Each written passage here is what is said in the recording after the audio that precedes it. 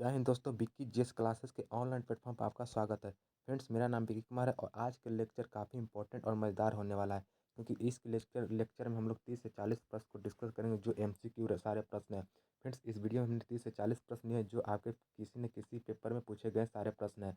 तो ये वीडियो आपके लिए काफ़ी इंपॉर्टेंट और हेल्पफुल होगा, तो इस वीडियो को शुरू से अंत तक जरूर देखें। अगर आप किसी भी एग्जाम की तैयारी करें तो ये वीडियो आपके लिए काफ़ी इंपॉर्टेंट और मज़ेदार है। तो चलिए वीडियो को स्टार्ट करते हैं। अगर आप हमारे चैनल पर नए हैं तो चैनल को जरूर सब्सक्राइब कर लें और बेल आइकन को प्रेस करके ऑन कर लें, ताकि आने वाले नेक्स्ट वीडियो का अपडेट जल्द से मिल सके। तो चलिए वीडियो को स्टार्ट करते हैं। पहला प्रश्न है, उच्चतम न्यायालय के अधिकार क्षेत्र बढ़ाने का अधिकार किसके पास है? राइट आंसर हो जाएगा संसद के पास, सरकार के पास, या राष्ट्रपति के पास, या प्रधानमंत्री के पास। फ्रेंड, तो संसद उच्चतम न्यायालय के अधिकार क्षेत्र बढ़ाने का जो अधिकार है वो संसद के पास है। काफ़ी ज़्यादा इंपॉर्टेंट प्रश्न है। राइट आंसर संसद हो जाएगा। नेक्स्ट प्रश्न है, सर्वोच्च भारत में सर्वोच्च न्यायालय का स्थापना कब हुई थी? फ्रेंड, जब भारत में सर्वोच्च न्यायालय की जो स्थापना किया गया तो कब किया गया था? ये प्रश्न 2 या 3 बार एसएससी में पूछा हुआ प्रश्न है और बिहार पुलिस में भी पूछा हुआ प्रश्न है। तो ऑप्शन है 28 जनवरी 1950 को, या 28 जनवरी 1949 को, सी है 28 फरवरी 1950 को, या 28 फरवरी 1948 को। फिर तो राइट आंसर हो जाएगा, वो हो जाएगा आपका ऑप्शन नंबर ए। भारत में सर्वोच्च न्यायालय की जो स्थापना किया गया था वो 28 जनवरी 1950 को किया गया था। नेक्स्ट प्रश्न है, भारतीय के सर्वोच्च न्यायालय के कार्यवाहक न्यायाधीश की नियुक्ति कौन करता है? ऑप्शन है प्रधानमंत्री, राज्यपाल, सभापति, या राष्ट्रपति। तो राइट आंसर हो जाएगा इस प्रश्न का ऑप्शन नंबर डी। फ्रेंड, जो भारतीय सर्वोच्च न्यायालय के मुख्य कार्यवाहक मुख्य न्यायाधीश की नियुक्ति करता है वो राष्ट्रपति के द्वारा किया जाता है। ऑप्शन नंबर डी सही हो जाएगा। नेक्स्ट प्रश्न है, सर्वोच्च न्यायालय में मुख्य न्यायाधीश सहित कुल कितने न्यायाधीश हो सकते हैं? काफ़ी ज़्यादा इंपॉर्टेंट प्रश्न और प्रीवियस ईयर का प्रश्न है। तो फ्रेंड, जो सर्वोच्च न्यायालय में मुख्य न्यायाधीश सहित कुल कितने न्यायाधीश हो सकते हैं? तो राइट आंसर हो जाएगा ऑप्शन नंबर बी। सर्वोच्च न्यायालय में मैक्सिमम 34 मुख्य न्यायाधीश हो सकते हैं, जो काफ़ी ज़्यादा इंपॉर्टेंट प्रश्न है। नेक्स्ट प्रश्न पर चलते हैं, उच्चतम न्यायालय के न्यायाधीश के वेतन का निर्धारण किसके द्वारा किया जाता है? ऑप्शन है राष्ट्रपति के द्वारा, प्रधानमंत्री के द्वारा, राज्यसभा के द्वारा, या संसद के द्वारा। फ्रेंड्स, उच्चतम न्यायालय के न्यायाधीशों के वेतन का जो निर्धारण किया जाता है वो किया जाता है संसद के द्वारा। राइट आंसर हो जाएगा ऑप्शन नंबर डी। नेक्स्ट प्रश्न है,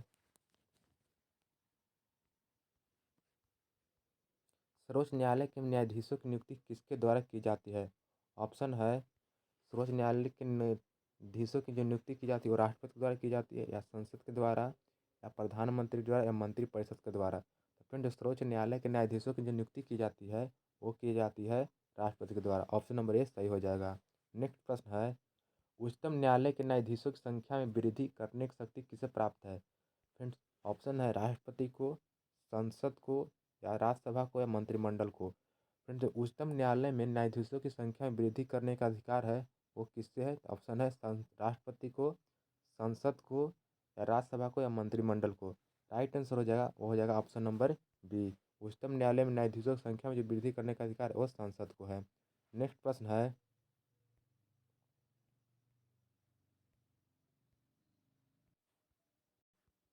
उच्चतम न्यायालय के न्यायाधीश किस प्रक्रिया के द्वारा हटाए जा सकते हैं? ऑप्शन है राष्ट्रपति के द्वारा संसद की अनुशंसा पर, बी है राष्ट्रपति के द्वारा प्रधानमंत्री की अनुशंसा पर, सी है प्रधानमंत्री के द्वारा राष्ट्रपति की अनुशंसा पर। फ्रेंड, जो उच्चतम न्यायालय के न्यायाधीश होते हैं वो किस प्रकार हटाए जाते हैं? राइट आंसर हो जाएगा ऑप्शन नंबर ए, राष्ट्रपति के द्वारा संसद की अनुशंसा पर, या राष्ट्रपति द्वारा प्रधानमंत्री की अनुशंसा पर, या प्रधानमंत्री द्वारा राष्ट्रपति की अनुशंसा पर।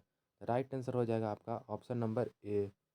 जो उच्चतम न्यायालय के न्यायाधीशों की हटाने की प्रक्रिया है वो आपका है राष्ट्रपति के द्वारा संसद की अनुशंसा पर। नेक्स्ट प्रश्न है, सामान्यतः उच्चतम न्यायालय सभी मामलों की सुनवाई नई दिल्ली में करता है, परंतु किसके अनुमोदन से किसी अन्य स्थान पर भी सुनवाई कर सकता है? ऑप्शन है राष्ट्रपति के अनुमोदन से, राज्यपाल के अनुमोदन से, प्रधानमंत्री के अनुमोदन से, या मुख्यमंत्री के अनुमोदन से। फ्रेंड, उच्चतम न्यायालय के सभी मामलों की सुनवाई जो नई दिल्ली में करता है, परंतु किसी अनुमोदन में अन्य स्थान पर भी कर सकता है उसकी सुनवाई। तो कर सकता है किसके अनुमोदन से? तो राइट आंसर हो जाए आपका ऑप्शन नंबर ए, राष्ट्रपति के अनुमोदन से। नेक्स्ट प्रश्न है, सर्वोच्च न्यायालय के न्यायाधीशों की सेवानिवृत्ति की आयु कितनी है? राइट आंसर हो जाएगा ऑप्शन नंबर ए, 60 वर्ष, 65 वर्ष, 70 वर्ष, या राष्ट्रपति के इच्छानुसार। राइट आंसर हो जाएगा ऑप्शन नंबर बी 65 वर्ष। जो सर्वोच्च न्यायालय के न्यायाधीशों की जो सेवा नियुक्ति की अधिकतम आयु है वो 65 वर्ष है। नेक्स्ट प्रश्न है, भारतीय संविधान का कौन सा अनुच्छेद संवैधानिक विवाद में सर्वोच्च न्यायालय के अपील क्षेत्राधिकार से संबंधित है? भारतीय संविधान का कौन सा अनुच्छेद है जो संवैधानिक विवाद में सर्वोच्च न्यायालय के अपील क्षेत्राधिकार से संबंधित है? ऑप्शन अनुच्छेद 134, अनुच्छेद 135, अनुच्छेद 130 या अनुच्छेद 128। तो भारतीय संविधान का जो अनुच्छेद है जो सर्वोच्च संवैधानिक विवाद में सर्वोच्च न्यायालय के अपील से संबंधित है, आपका ऑप्शन नंबर बी सही है। ऑप्शन नंबर 134 के 1 है। राइट आंसर बी हो जाएगा। नेक्स्ट है, उच्चतम न्यायालय में संविधान के निर्वाचन से संबंधित मामलों की सुनवाई करने के लिए न्यायाधीशों की संख्या कम से कम कितनी होनी चाहिए? काफ़ी ज़्यादा इंपॉर्टेंट प्रश्न है। जो उच्चतम न्यायालय में संविधान के निर्वाचन से संबंधित मामलों की सुनवाई करने के लिए न्यायाधीशों की संख्या कम से कम कितनी होनी चाहिए? ऑप्शन है 5, 6, 10 या 12। फ्रेंड, उच्चतम न्यायालय में संविधान के निर्वाचन से संबंधित मामलों की सुनवाई करने के लिए न्यायाधीशों की संख्या कम से कम होनी चाहिए, आपका होनी चाहिए 5। ऑप्शन नंबर ये सही है। नेक्स्ट प्रश्न है, सदन की कार्रवाई का प्रथम घंटा क्या कहलाता है? ऑप्शन है प्रश्नकाल, शून्यकाल या संसदीय काल, इनमें से कोई नहीं। फिर जो सदन की कार्रवाई का जो प्रथम घंटा कहलाता है वो प्रश्नकाल कहलाता है। राइट आंसर हो जाएगा ऑप्शन नंबर ए। नेक्स्ट प्रश्न है, उच्चतम न्यायालय ने संविधान के मूल ढांचे का सिद्धांत किस वाद में प्रतिपादन किया है? फ्रेंड्स, उच्चतम न्यायालय में जो संविधान के मूल ढांचे का जो सिद्धांत का प्रतिपादन है वो किस वाद में किया गया है? वाद का मतलब होता है किस केस में किया गया है। तो ऑप्शन है केशवानंद भारती बनाम केरल राज्य के केस में। ऑप्शन बी है केशवानंद भारती बनाम महाराष्ट्र राज्य केस में। ऑप्शन सी है केशवानंद भारती बनाम केरल राज्य में। राइट आंसर हो जाएगा आपका ऑप्शन नंबर ए। जो उच्चतम न्यायालय ने संविधान के मूल ढांचे का सिद्धांत जो वाद में दिया था वो केशवानंद भारती बनाम केरल राज्य 1973 वाले केस में हुआ था। नेक्स्ट प्रश्न है, संविधान का कौन सा अनुच्छेद उच्चतम न्यायालय को उसके द्वारा दिए गए निर्णय अथवा आदेश के पुनराविलोकन हेतु अधिकृत है? ऑप्शन है अनुच्छेद 137, अनुच्छेद 135 या अनुच्छेद 126। फ्रेंड, जो संविधान का जो अनुच्छेद है जो उच्चतम न्यायालय के उसके द्वारा दिए गए निर्णय अथवा आदेश को पुनर्विलोकन हेतु अधिकृत है। तो राइट आंसर हो जाएगा ऑप्शन नंबर आपका ए, अनुच्छेद 137। नेक्स्ट प्रश्न है, भारत के संविधान के मूल संरचना के सिद्धांत का क्या स्रोत है? ऑप्शन है न्यायिक समीक्षा, सर्वोच्च न्यायालय या संसद या राज्यसभा। फ्रेंड, भारत के संविधान के मूल संरचना के सिद्धांत का स्रोत है वो न्यायिक समीक्षा है। ऑप्शन नंबर ए सही हो जाएगा। नेक्स्ट प्रश्न है, संविधान की व्याख्या करने का अंतिम अधिकार किसे है? फ्रेंड, जो संविधान की जो व्याख्या करने का अंतिम अधिकार है वो किसे है? ऑप्शन राष्ट्रपति हो जाएगा, सर्वोच्च न्यायालय, उच्चतम न्यायालय या संसद को। फ्रेंड, जो संविधान की व्याख्या करने का जो अंतिम अधिकार है वो किसके है? तो राइट आंसर हो जाएगा आपका सर्वोच्च न्यायालय को। ऑप्शन नंबर बी सही हो जाएगा। नेक्स्ट प्रश्न है, उच्चतम न्यायालय और उच्चतम न्यायालय की अधिकारिता के अंतर्गत कौन सा मामले आते हैं? ऑप्शन है मूल अधिकारों का परिवर्तन, मूल कर्तव्यों का परिवर्तन, या इनमें से दोनों या इनमें से कोई नहीं। फिर उच्चतम न्यायालय और उच्चतम न्यायालय की अधिकारिता के अंतर्गत जो मामले आते हैं वो आते हैं मूल अधिकारों से परिवर्तन। राइट आंसर हो जाएगा ऑप्शन नंबर ए। ऑप्शन नंबर ए सही हो जाएगा।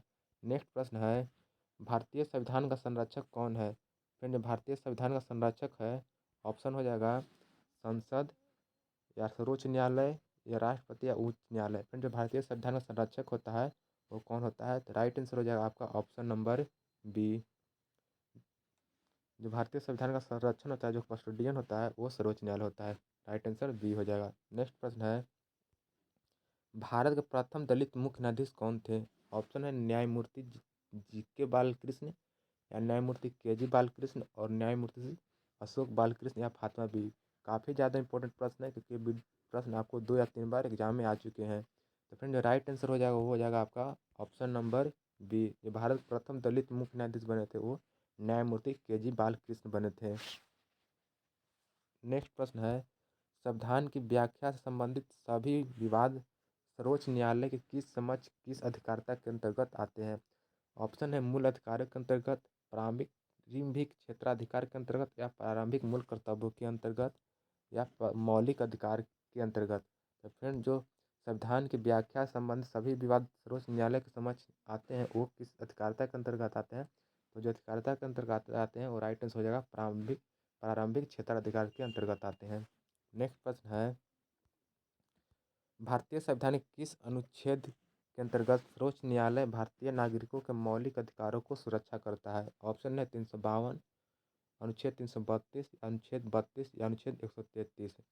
फ्रेंड्स जो भारतीय संविधान के किस अनुच्छेद के अंतर्गत सर्वोच्च न्यायालय भारतीय नागरिक को मौलिक अधिकारों की सुरक्षा करता है? तो मौलिक अधिकारों की सुरक्षा करता है वो ऑप्शन नंबर सी आर्टिकल 32 के अनुसार करता है। फ्रेंड्स 352 जो आर्टिकल है वो राष्ट्रीय आपातकाल से है, काफ़ी ज़्यादा इंपॉर्टेंट है। राष्ट्रीय आपातकाल से 352 और 356 जो है वो राज्य आपातकाल से है और 360 आपका वित्तीय आपात से है। 360 वित्तीय आपातकाल से है, 356 आपका है राज्य आपातकाल से और 352 राष्ट्रीय आपातकाल से। काफ़ी ज़्यादा इंपॉर्टेंट प्रश्न है जो आपके हर एग्जाम के लिए पूछा हुआ प्रश्न है। फ्रेंड्स वहीं 133 अनुच्छेद में है जो सिविल मामले में या विषयों में अपील करने की मामले इस अनुच्छेद 133 में दिया गया है। नेक्स्ट प्रश्न है, सर्वोच्च न्यायालय के न्यायाधीश नियुक्ति होने के लिए किसी व्यक्ति को कम से कम कितने वर्ष तक उच्चतम न्यायालय में वकालत करनी चाहिए? फ्रेंड सर्वोच्च न्यायालय में न्यायाधीश की नियुक्ति होने के लिए जो वकालत करने की ज़रूरत है वो कितने साल की होनी चाहिए? ऑप्शन है 15 वर्ष, 10 वर्ष, 5 वर्ष या 6 वर्ष। राइट आंसर हो जाएगा जो हो जाएगा आपका ऑप्शन नंबर बी। सर्वोच्च न्यायालय के न्यायाधीश बनने के लिए कम से कम 10 वर्ष की वकालत होनी चाहिए। नेक्स्ट प्रश्न है, भारत के न्यायालय में से किस या किन्हें अभिलेख न्यायालय माना जाता है? ऑप्शन है उच्च न्यायालय एवं उच्चतम न्यायालय को, सर्वोच्च न्यायालय उच्चतम न्यायालय को, या उच्चतम न्यायालय और जिला न्यायालय को, या उच्चतम न्यायालय को। फ्रेंड्स भारत में न्यायालय में से या किन्हें अभिलेख न्यायालय माना जाता है वो माना जाता है ऑप्शन नंबर ए उच्च न्यायालय एवं उच्चतम न्यायालय को। नेक्स्ट प्रश्न है, लोकहितवाद की संकल्पना का उद्गम किस देश से हुआ था? जो लोकहितवाद की जो संकल्पना का उद्गम हुआ था वो ऑप्शन नंबर बी अमेरिका से हुआ था। काफ़ी ज़्यादा इंपॉर्टेंट प्रश्न है, 2 या 3 बार प्रश्न आ चुका है बिहार पुलिस में। राइट आंसर हो जाएगा बी। नेक्स्ट प्रश्न है, भारतीय संविधान में राज्यपाल को मनोनीत किए जाने की पद्धति में किस देश का अनुसरण किया गया है? फ्रेंड भारतीय संविधान में राज्यपाल को जो मनोनीत करने की जो पद्धति है वो कनाडा से किया गया है। राइट आंसर आप कनाडा हो जाएगा।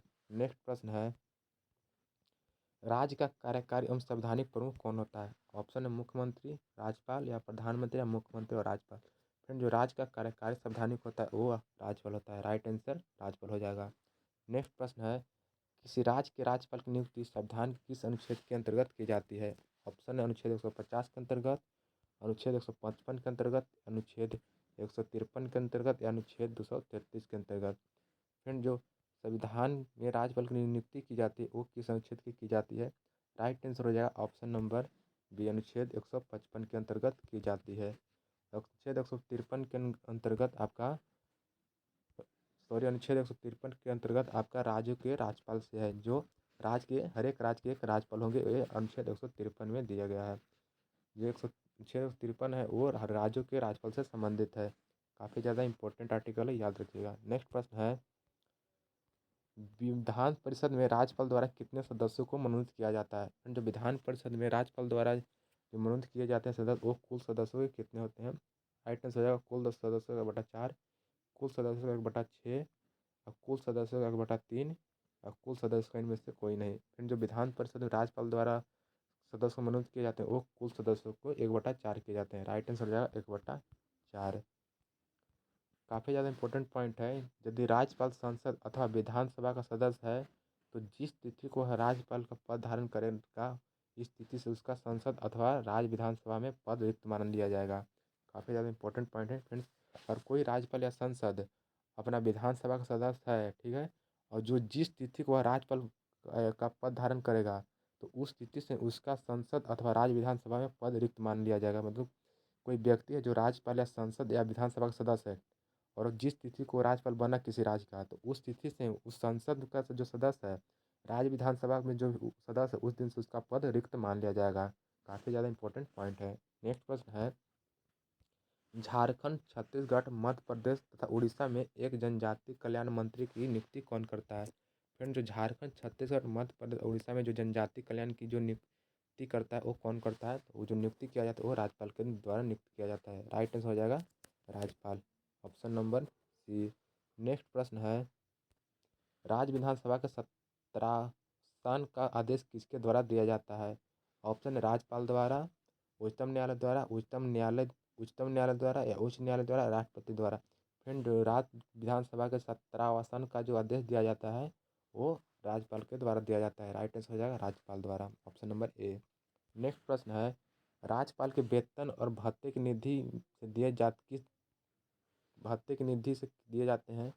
जो राज्यपाल का वेतन है और भत्ते हैं वो किस निधि से दिए जाते हैं? ऑप्शन है केंद्र की संचित निधि से, या राज्य की संचित निधि से, या केंद्र और राज्य की दोनों संचित निधि से। फ्रेंड, जो राज्यपाल के जो वेतन और भत्ते दिए जाते हैं वो दिए जाते हैं राज्य की संचित निधि से।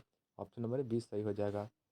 इंपॉर्टेंट पॉइंट में है, भारत के संविधान में राज्य के राज्यपाल के विरुद्ध अभियोग चलाने का प्रावधान नहीं है। फ्रेंड्स, जैसे कि राष्ट्रपति को हटाने के लिए संविधान में महाभियोग चलाने का प्रावधान दिया गया है, लेकिन भारत के संविधान में, इंडियन कॉन्स्टिट्यूशन में, राज्य के राज्यपाल को विरुद्ध अभियोग चलाने का प्रावधान नहीं दिया गया है। काफ़ी इंपॉर्टेंट पॉइंट है, इसको आप नोट कर लीजिएगा। नेक्स्ट प्रश्न है, राज्यपाल किस अनुच्छेद के अंतर्गत राष्ट्रपति के विचार के लिए अब किसी विधेयक को आरक्षित रख सकता है? तो ऑप्शन नंबर है 201, अनुच्छेद 200, अनुच्छेद 213, अनुच्छेद 163। फिर जो राज्यपाल है जो किस अनुच्छेद के अंतर्गत राष्ट्रपति के विचार के लिए किसी विधेयक आरक्षित कर रख सकता है? तो रख सकता है ऑप्शन नंबर ए। राइट आंसर 201 के आर्टिकल 201 के अनुसार राज्यपाल राष्ट्रपति के विचार के लिए किसी विधेयक आरक्षित रख सकता है। राइट आंसर हो जाएगा ऑप्शन नंबर ए। नेक्स्ट प्रश्न है, राज्यपाल किसके प्रति उत्तरदायी होता है? ऑप्शन है राष्ट्रपति, मुख्यमंत्री या प्रधानमंत्री या स्वयं के प्रति। फ्रेंड, जो राज्यपाल किसी राज्य के जो राज्यपाल होता है वो राष्ट्रपति के द्वारा उत्तरदायी होता है। राइट आंसर हो जाएगा राष्ट्रपति, ऑप्शन नंबर ए। नेक्स्ट प्रश्न है, भारत में राज्यपाल बनने वाली पहली महिला कौन थी? काफ़ी ज़्यादा इंपॉर्टेंट प्रश्न है, अब पूछा हुआ प्रश्न है। फ्रेंड, भारत में जो राज्यपाल बनने वाली महिला थी वो दीपिका नायडू थी, प्रतिभा सिंह पाटिल थी, या सुषमा स्वराज थी, या सरोजिनी नायडू थी। राइट आंसर हो जाएगा option number A, Deepika Naidu, Pratibha Singh Patil, या सुषमा स्वराज, या सरोजिनी नायडू। राइट आंसर हो जाएगा ऑप्शन नंबर डी। फ्रेंड, जो भारत में राज्यपाल बनने वाली पहली महिला थी वो सरोजिनी नायडू थी। Right answer option number D. Next प्रश्न है, राज्य विधानसभा में आंगलन भारतीय समुदाय के लिए प्रतिनिधित्व का प्रावधान भारत के संविधान के अनुच्छेद द्वारा दिया गया है? फ्रेंड, जो राज्य विधानसभा में आंगलन भारतीय समुदाय हैं उनके प्रतिनिधित्व का प्रावधान भारत की संविधान में किस अनुच्छेद में दिया गया है? तो अनुच्छेद 333 द्वारा दिया गया है, अनुच्छेद 332 द्वारा दिया गया है, अनुच्छेद 133 द्वारा दिया गया है। काफ़ी ज़्यादा इंपॉर्टेंट पॉइंट है। फ्रेंड, जो आंगलन भारतीय समुदाय के लिए प्रतिनिधित्व का जो प्रावधान दिया गया है वो आर्टिकल नंबर 333 के द्वारा दिया गया है। 333 के द्वारा दिया गया। काफ़ी ज़्यादा इंपॉर्टेंट प्रश्न है, इसको आप नोट कर लीजिएगा। नेक्स्ट प्रश्न है, राज्य में राज्य की वित्त आयोग का गठन किसके द्वारा किया जाता है? ऑप्शन है मुख्यमंत्री के द्वारा, राष्ट्रपति के द्वारा, या राज्यपाल के द्वारा, विधानसभा के द्वारा। फ्रेंड, जो राज्य में राज्य की वित्त आयोग का गठन किया जाता है वो किसके द्वारा किया जाता है? जो राइट आंसर हो जाएगा वो हो जाएगा ऑप्शन नंबर सी। राज्य में राज्य वित्त आयोग का जो गठन किया जाता है वो राज्यपाल के द्वारा किया जाता है। राइट आंसर हो जाएगा राज्यपाल। नेक्स्ट है, संविधान के अनुच्छेद 136 के अनुसार निम्नलिखित में से कौन सा प्रावधान दिया गया है? फ्रेंड्स, संविधान का आर्टिकल 136 है उसमें कौन सा प्रावधान दिया गया है? ऑप्शन है विशेष अनुमति से की जाने वाली अपील, या आपराधिक विषय से जोड़ी जाने वाली अपील, या संवैधानिक विषय से जुड़ी जाने वाली अपील। फ्रेंड, जो 136 में दिया गया है वो दिया गया है ऑप्शन नंबर ए। राइट आंसर है ऑप्शन नंबर ए, विशेष अनुमति से की जाने वाली अपील। वहीं आपराधिक विषयों में जोड़ी जाने वाली अपील है वो आर्टिकल नंबर 134 में आपका दिया गया है, और संवैधानिक विषयों से जुड़ी जाने वाली अपील आपका है वो आपका आर्टिकल नंबर 132 में है। फ्रेंड्स, आपराधिक मामले से सब की जाने वाली अपील जो है 134 है, और संवैधानिक विषयों में जुड़ी अपील जो है आपका 132 है, और विशेष अनुमति से की जाने वाली अपील जो आर्टिकल नंबर 136 में है। नेक्स्ट प्रश्न है, किस महिला ने सोने की चिड़िया में निवास करने वाली चिड़िया की संज्ञा राज्यपाल को दी है? तो जो राज्यपाल को जो संज्ञा दी गई है कि सोने की चिड़िया में निवास करने वाली है वो दिया गया है सरोजिनी नायडू के द्वारा। राइट आंसर हो जाएगा सरोजिनी नायडू के द्वारा, जो भारत की पहला महिला राज्यपाल थी। नेक्स्ट प्रश्न है, वर्तमान में राज्यपाल का मासिक वेतन कितना है? फ्रेंड, वर्तमान में राज्यपाल का जो मासिक वेतन है वो है 3,50,000। राइट आंसर हो जाएगा 3,50,000। वहीं 1,66,000 जो है वो वर्तमान में प्रधानमंत्री का मासिक वेतन है। फ्रेंड आज का लास्ट प्रश्न था 40 नंबर, जो भारत वर्तमान में राज्यपाल का मासिक वेतन कितना है। तो राइट आंसर हो जाएगा 350, सॉरी 3.5 लाख आपका हो जाएगा। फ्रेंड अगर वीडियो अच्छा लगा हो तो वीडियो को लाइक कीजिएगा और हमारे चैनल पर नए हैं तो चैनल को जरूर सब्सक्राइब कर लीजिएगा। मैं आपको बता दूं कि इस वीडियो पर डेली करंट के साथ साथ आपको नया जीके जीएस का भी वीडियो अपलोड किया जाता है, तो हमारे चैनल को जरूर से सब्सक्राइब करें। तब तक के लिए मिलते हैं नेक्स्ट वीडियो में, तब तक के लिए वीडियो देखने के लिए धन्यवाद।